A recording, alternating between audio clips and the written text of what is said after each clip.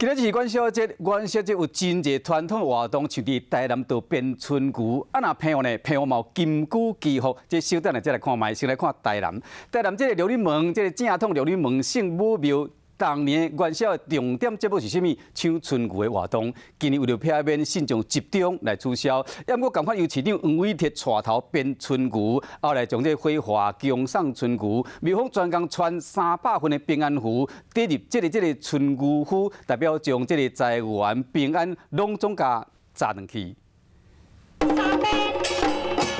市长王伟哲手提棍啊，一边接一边拍是这纸糊的金春牛。上尾啊一边刷落来是火化仪式，要供送春牛，为新的一年祈福，祈求国泰民安、风调雨顺的仪式，是台南正统龙年门圣母庙每年元宵的重头戏。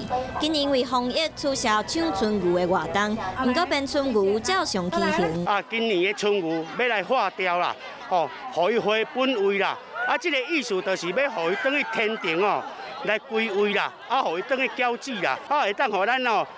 环境安尼平静啦。真古水的春牛，还有限量300份的平安纪念品，内底是装火化了的春牛符，有五谷丰收、财源广进，有平安的意思，去卖招民众来领。5点半就来排。啊，怎么会想说这么早啊？怎么？因为妈妈请我来先来排，难得可以拿到春牛，有这纪念啦。迎新春庆元宵，地方民俗活动，每年拢吸引数十万人做回来体验和观赏，热热滚滚，嘛，互人真难忘。